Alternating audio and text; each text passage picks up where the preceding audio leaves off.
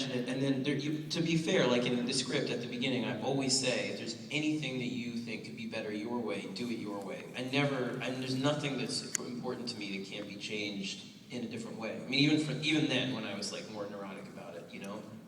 But it's like I need to panel it to imagine the story for myself as it goes, at least at that point. Now I can let go even a lot more, where I can do, you know, these 2 pages, you know, make them up as we go. And the beauty is he'll make the same amount of money. Yeah.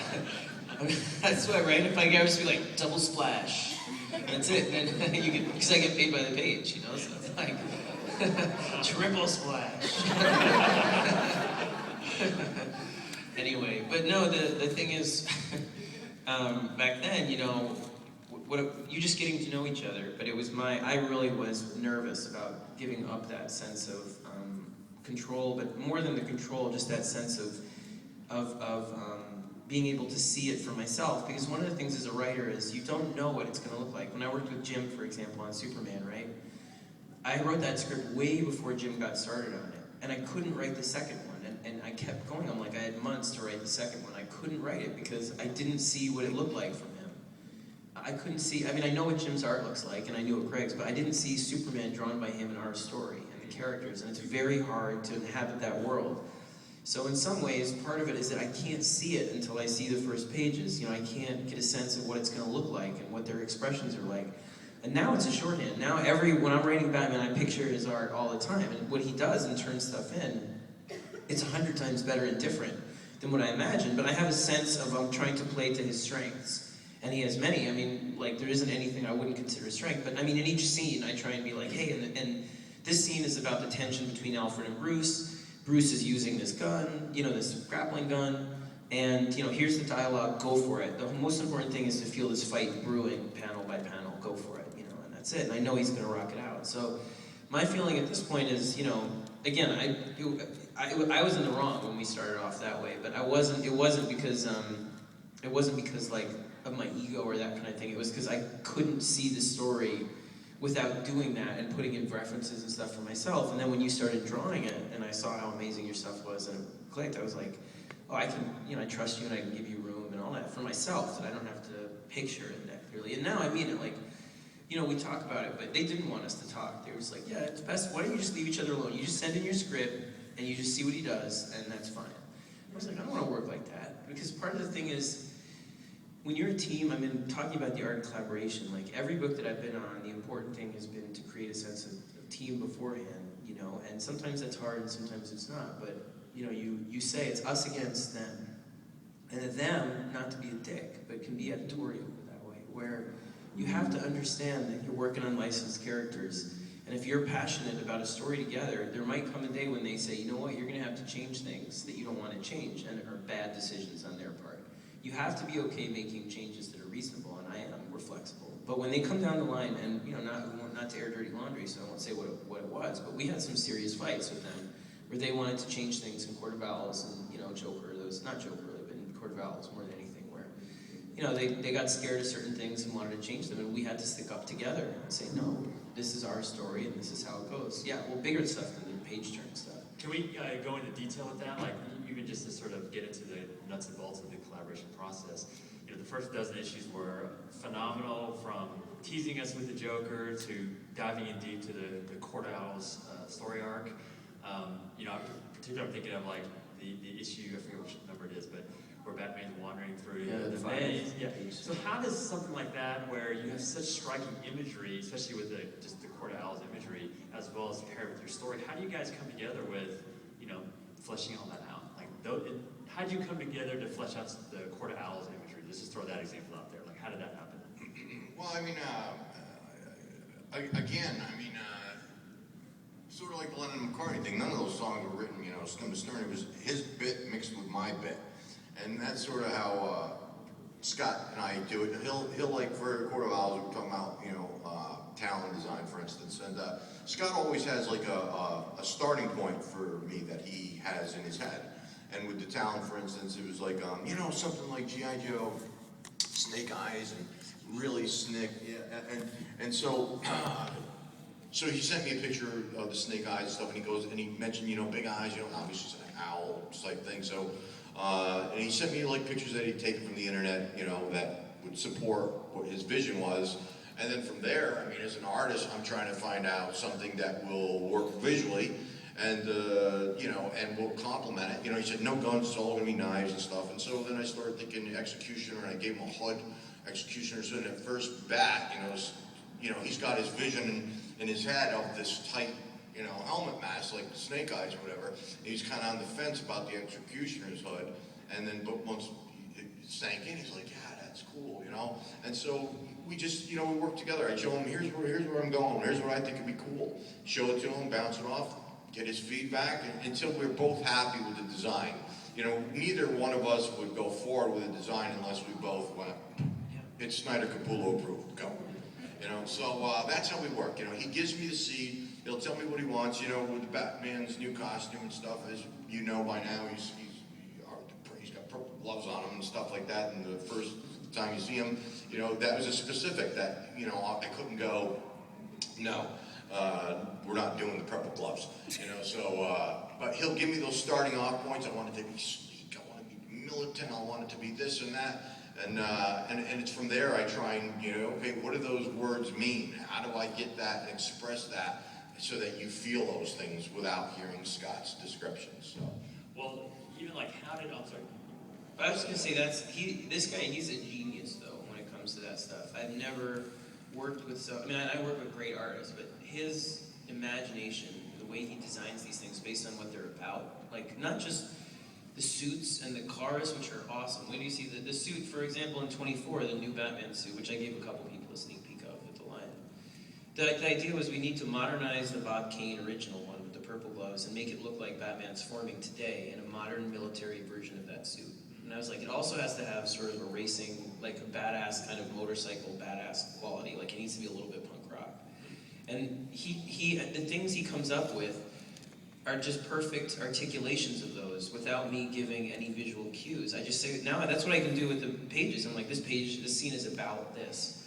And I know the expressions, even in a couple panels, will communicate that. And he really is. Like, I mean, the stories, he doesn't get, I mean, the art team, I mean, I get a lot of credit for writing it, but they write it too. I mean, the art is amazing, but the storytelling is through them. I mean, I rely on those guys for that, and there's no better team. I mean, if you said it, you can only work with one artist for the rest of your life. And I work with this guy, you know, that way. I mean, I really adore it. That's true. I thought it was more than that. That's all. I mean it though. I mean, like, you know, and we're friends outside of it too. So we talk. You know, now they don't care if we talk. They still don't like it very much. I feel like, but we do, because you know we conspire against them sometimes. Right. Where it's like I say to them, I'm like, this is going to be a little tough. Like we're going to have to go in there and fight on this one, you know, and we're not going to show it to them until the end. They can't divide and conquer. That's another thing. You know, and they do try that, not with us, but I mean, you know, you have to be a team. But yeah, what I was going to say with the that's with the new suit, you know, but with the page turn and stuff like that too. I mean, I just say Batman needs to be really disoriented. And anything you want to, like any crazy ass thing, go for it. If you want to, you know, make panels all fractured or make it a puzzle, whatever you want to do, and then he'll come up with something brilliant like turning the book. And I'm like, yes, we have to fight for that. You know, that's his idea. That was freaky. And I'll tell you, do you guys want to hear a little funny tale about that or no? Yeah. No, wait. Let's so basically. The book, if you're not familiar with it, remind me of what issue, specific issue. 5, yeah. So as you read the story, you start noticing the words and imagery start turning, and so it kind of forces you to like turn the whole book, and it's just as you turn pages, you're continually turning the book like in circles as you're following the story. So. You guys seen that? Yeah. So anyway, you know, because I'm reading Scott's script, and every time I get Scott's script, I try and get the essence of what he's trying to put out there for you guys, you know, and to accentuate that. So,